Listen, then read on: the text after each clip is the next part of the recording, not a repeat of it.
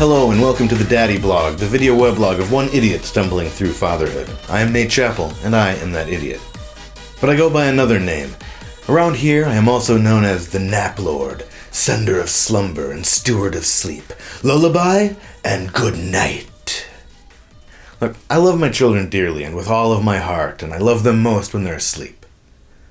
I guess because I know where they are, and they're safe, and they don't need anything from me, and they can't put anything in their mouths, and that is my current definition of peace. I mean, especially now that I'm so good at being able to tell on the grainy baby monitor when they're breathing. By the way, so far, it's been every time. I'm like a forensic investigator with that thing. Look closely at the edge of the elephant on her pajamas. See how it moves one pixel? And boy, Wes can really fight a nap, too. We've had our biggest standoffs around naps. You can throw gravel at me, and I'm pretty cool, but I need this nap kid. I've got dishes to do. She used to just lay in her crib sometimes, talking to herself and singing for like an hour or two. And although she may as well have been asleep for as far as it affected me, it drove me absolutely insane. And it is a little insane, right? I mean, by this point, she could already get out of her crib, a fact that we all knew and did not speak about. And she either decided to stay in the crib or she forgot. Either way, is that normal? Seriously, please tell me, is that normal? I think there should be a website called ismybabynormal.com, as that was basically the theme of all of my Google searches in the first 6 months of Wes's life. I mean, what the hell did people do before Google? I guess their moms just had to tell them. I can't call my mom to ask her everything every time I have a problem. I am a 45-year-old man. That means she was last a mother of a baby 45 years ago. She's not going to remember that shit. There's stuff I don't remember from when I did it 2 years ago. Hell, I called Adrian Aiden for a week. I'm not sure how that fits into this, but it's true. And plus, everything's different now. When I was a baby, they literally gave us lead candy and concussions instead of milk. I mean, no wonder everything's so messed up. I know this sounds weird, but I think there should be some sort of service where you could just watch other kids, your own kids' age, and their parents interact. But like, you're not there, like maybe behind a one-way mirror. Or wait, two-way mirror? Is that what you call it? That makes it sound like it's a mirror on both sides, like we'd both be looking at ourselves. Maybe that's just what we need.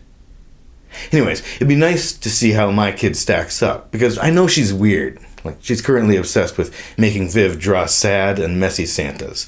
Two separate things. This is an important point. Please do not combine these two Santas. But I get the feeling all kids are fucking weirdos, and so I want to silently watch them and their families from behind a two-way mirror to prove it.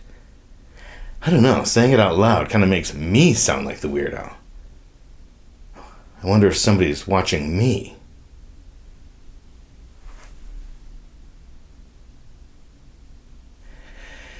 Adrian and I spent most of the week just smiling at each other. That's kind of the bulk of our relationship at the moment. That and him yelling at me that he's hungry, then mad I'm offering him his milk, then plowing 5 ounces and passing out.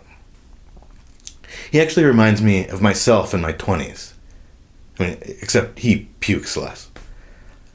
He loves being smiled at, but for some reason when he looks at you, he looks sort of up, kind of past the top of your head. It's a little unnerving, actually. Like, is someone right behind me and slightly taller than me? It's like, hey pal, my smile's down here. So you really have to smile with your eyes, you know, like Tyra taught us. Smize. Other than that, I would say I spend 40% of my time on dishes and 85% of my time on laundry. So that's too many percents. I was stoked because we got these new smart washer and dryer, and it's not like I expected them to be smart enough to fold my laundry or anything, but it just lets me start it from the phone. Who gives a shit? I thought maybe at least I could get some tips from it, like maybe it would have a message scrolling across the LED screen that says, hey, dipshit, maybe you should fold the laundry as you go instead of amassing 9 loads and then complaining about it. Okay, hotshot, maybe you're not so smart.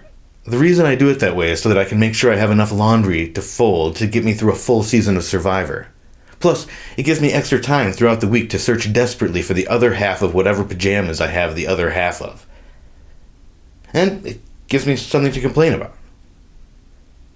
And actually, it seems like I've got enough stuff to complain about for one daddy blog entry. I am your blog dad, reminding all you daddies out there that even though the world is a scary place, things are going to get worse once the robots rise. Good luck!